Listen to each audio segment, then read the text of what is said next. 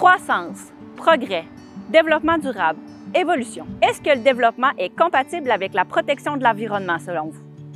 Il y a 6 ans, j'étais ravie de m'établir dans la région du berceau du développement durable. Je savais pas trop ce que ça voulait dire, mais à mes yeux, ça sonnait écologiste et novateur. Jusqu'au jour où j'ai découvert que la notion de développement durable impliquait une croissance continue. Là, je me suis sentie bernée. On vit dans un monde où les ressources sont définies. Est-ce que ça veut dire que le concept de développement durable, qui lui implique une croissance indéfinie, est un concept irréaliste, voire même utopique? Je m'appelle Valérie et je vous invite à me suivre dans mes réflexions sur l'environnement.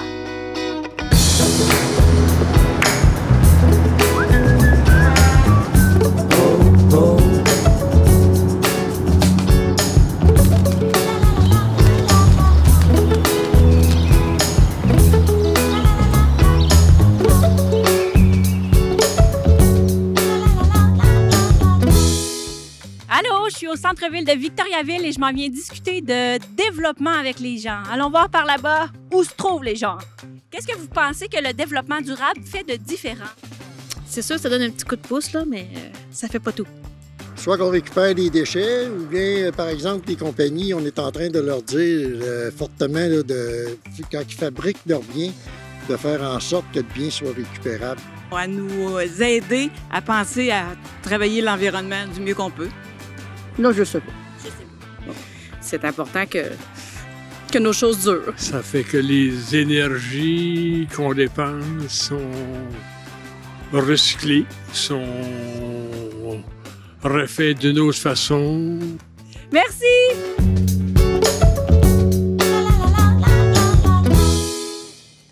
Et maintenant, je m'en vais rencontrer Isabelle Laterreur, qui est urbaniste à la boîte d'urbanisme à Victoriaville. Dans le cadre de son travail, elle a à s'interroger sur le développement qu'on fait de nos municipalités et de nos villes. Alors, j'ai bien envie de parler de développement durable avec elle. On y va!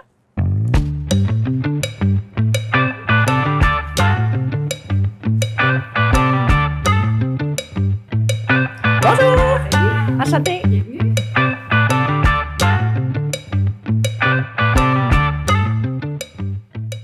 Bonjour Isabelle, merci de prendre le temps de me rencontrer aujourd'hui. Bienvenue dans nos bureaux à la boîte d'urbanisme. Je suis venue vous rencontrer vous particulièrement parce que je m'intéresse au concept de développement aujourd'hui.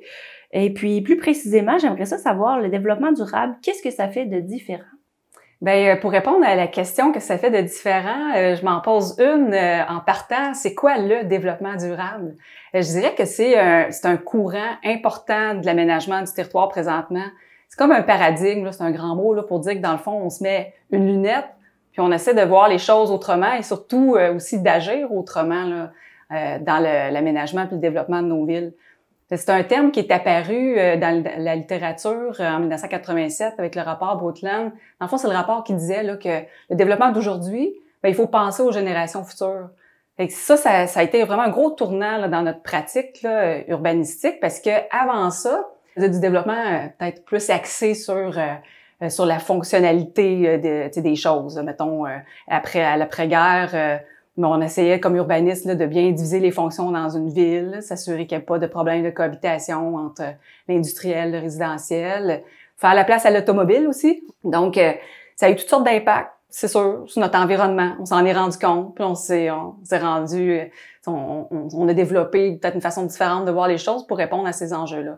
Fait que développement durable, qu'est-ce que ça fait de différent? Ça permet en aménagement du territoire, là, de considérer plusieurs facteurs. On pense plus juste à l'économie, on pense aussi aux impacts sur l'environnement, puis au social. Donc, les 3 piliers là, qu'on entend, là, c'est ça, l'économie, l'environnement et le social. Puis c'est avec cette approche-là, cette lunette-là, qu'on cherche à aménager puis mieux planifier nos territoires, nos villes. C'est quoi les défis qu'on a à relever au niveau du développement au Québec dans nos villes municipalités? La lutte et l'adaptation au changement climatique. On a, par exemple, les îlots de chaleur urbains aussi, voire à planifier une réduction des effets négatifs que ça peut avoir. Là. On a aussi la protection et la valorisation de notre territoire agricole, très important, c'est notre garde-manger.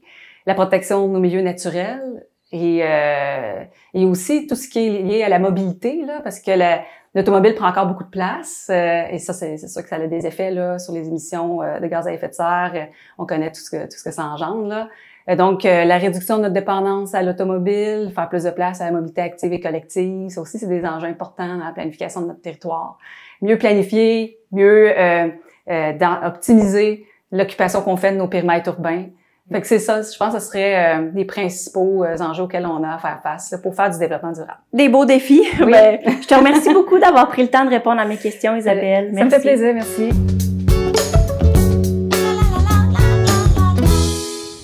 Toutes sortes de chercheurs et de penseurs se sont penchés sur le sujet du développement.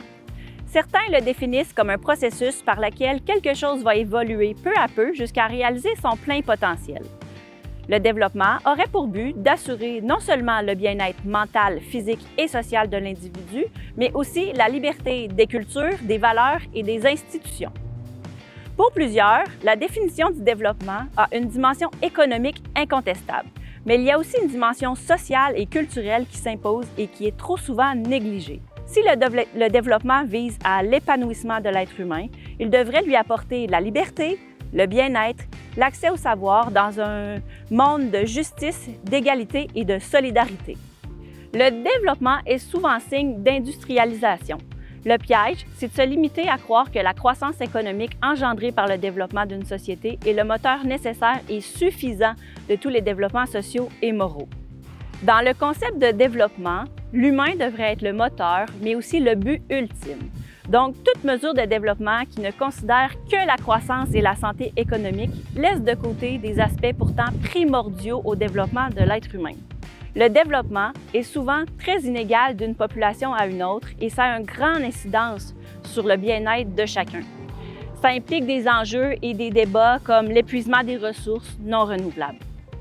Il existe même des seuils au-delà desquels le développement devient contre-productif. Puis, le développement, s'il implique une croissance continue, ça fait émerger des dépendances vis-à-vis de la production qu'on devra forcément aller chercher à l'extérieur de notre territoire. Et ça vient avec des monopoles, des luttes de pouvoir et de la surconsommation. Maintenant, je suis en chemin pour rencontrer Danielle Leblanc qui travaille chez Solidarité Nord-Sud des Bois-Francs et on va parler ensemble de développement. Suivez-moi.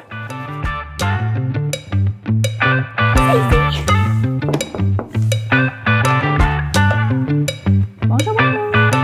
Salut Danielle. Salut. Merci Danielle d'avoir accepté de me rencontrer. Je me pose beaucoup de questions sur notre façon de faire le développement au Québec. C'est ça, je me demande c'est quoi l'incidence que notre développement a sur les autres ailleurs et puis quel impact ça peut avoir sur les autres communautés. Si on parle de développement, on parle de moi, l'argent que j'ai dans mes poches quand vient le moment de décider où je vais mettre mon argent pour consommer. Est-ce que c'est ça que tu veux dire? Parce que la décision que je prends à chaque jour a une incidence. Oui, tout à fait. Sur la vie des gens ailleurs. Les gens qui ont préparé la nourriture que je mange, en fait, qui ont fait pousser. Le café que je bois chaque matin, il ne pousse pas au Canada. Donc, il faut nécessairement regarder si je paie le juste prix et non pas payer trop cher. Mm-hmm. Pourquoi j'achèterais du café équitable? Oui, c'est plus cher, mais pourquoi? Donc, le rapport entre moi, dans ma communauté, que ce soit le café ou que ce soit les fruits, les légumes qui sont à ma portée dans mon épicerie. Exemple, si je suis devant l'étalage de fruits et que je regarde les pommes, d'après toi, quelle pomme coûte la moins chère? Sûrement celle qui vient de plus loin. C'est la pomme du Chili. Ouais. Et là, quand je dis ça aux enfants dans les classes, ils vont me dire, ben non, madame, mais pourquoi? Il y a le verger des Bois-Francs, il y a le ci, il y a le ça à côté. On n'est pas censé avoir une pomme moins chère que nos pommes à nous. Mais oui, c'est ahurissant de voir à quel point tout le système alimentaire est basé sur « on va vous offrir des choses qui coûtent moins cher, vous allez acheter les choses qui coûtent moins cher parce que vous regardez dans vos poches et vous dites « ah, mais ça fait mon affaire, j'ai une famille, puis c'est tout à fait normal ». Donc, des producteurs de pommes et ou des producteurs de fraises ou de framboises au niveau local, quand ils regardent les fruits qui arrivent de d'autres pays, puis ils se disent « mais je pourrais jamais accoter ce prix-là, moi, dans mon épicerie de ma ville ici ». C'est ça.